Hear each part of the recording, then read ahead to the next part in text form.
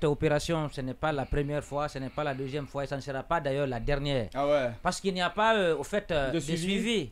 Supposons par exemple que les autorités locales avaient été impliquées et ces autorités locales étaient par exemple les dévancières dans cette opération. Il faut qu'il y ait quand même un suivi parce que celle que vous venez déguerpir aujourd'hui ici, généralement après 1, 2 ou 3 mois avec le vide parce qu'il n'y a pas de réalisation, rien, vous verrez que ce sont les autorités locales qui commencent à démarcher pour faire installer ces femmes et ces jeunes.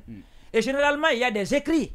Il y a des écrits entre les chefs de quartier, entre les mairies, parfois le gouvernement. Voilà, les chefs de secteur, alors que le gouvernement n'est pas informé de tout ça. Maintenant, dans la démarche, l'État doit quand même être juste et équitable. Dans la démarche, quand vous venez déguerpir les occupants, cherchez à savoir quelles sont ces personnes ou ces cadres qui les ont installés. Ce qui n'est pas fait. Jamais. Ça n'a pas été fait une première fois, une deuxième fois, une troisième fois. Généralement, on enlève les occupants. On enlève les occupants. Vous verrez qu'après 2 ou 3 mois, ces femmes qu'on vient de déguerpir là, c'est d'autres femmes encore qu'on reviendra voir encore au même endroit. Parce que les chefs de quartier, les chefs de secteur, les autorités locales, bref, sont impliqués dans l'octroi de ces domaines.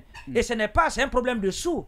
Parce que généralement, vous voyez même des gens payer 30 millions, 40 millions, 50 millions, il y a des papiers qui sont signés.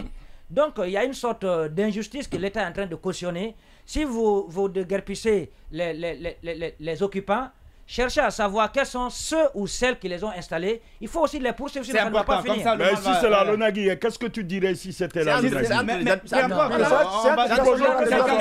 C'est des forces morales parce qu'en ce moment, c'est des services publics. Bon, d'abord, je vais revenir à ça tout à l'heure. Mais l'autre chose, c'est que symboliquement, moi, je ne vois pas quel message on veut renvoyer. Depuis 1958, l'État se présente comme un État violent.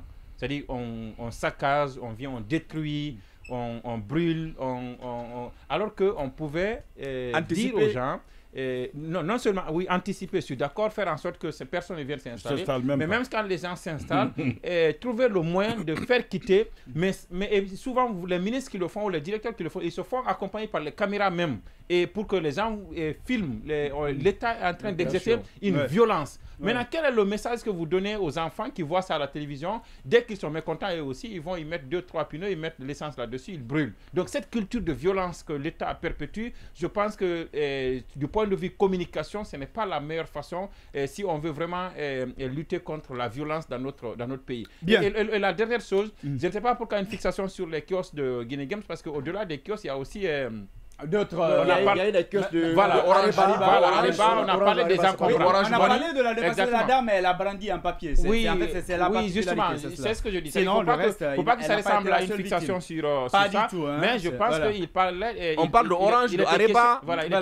Il était question des encombrants qui sont le long de la route. Mais une fois encore, je dis, les gens doivent savoir où s'installer et l'État lui aussi doit humaniser ses actions. Oui, mais il y a d'autres encombrants qu'on ne touche pas et qui créent assez de problèmes. C'est des vieux camions qui obstruent certains endroits ou des véhicules. Là, l'État est carrément impuissant là-dessus. On a transformé certains endroits, la rue en parc. Vous venez, mais c'est extraordinaire. Allez-y voir. Sur ce plan, il n'y a pas souvent un marché. La plupart des marchés appartiennent à des particuliers. Ce n'est pas des marchés de l'État. Et c'est dommage. Voilà, il faut construire. Il faut avoir des marchés. Bien, on aura le temps de suivre ça de près. Comme il a dit, les camions, il faut savoir vraiment que ces camions-là causent assez de tort. Bien, il y a souvent des accidents qui sont causés par ces camions. L'État a plusieurs fois demandé au conducteur d'arrêter et de conduire après, mais ce n'est pas respecté.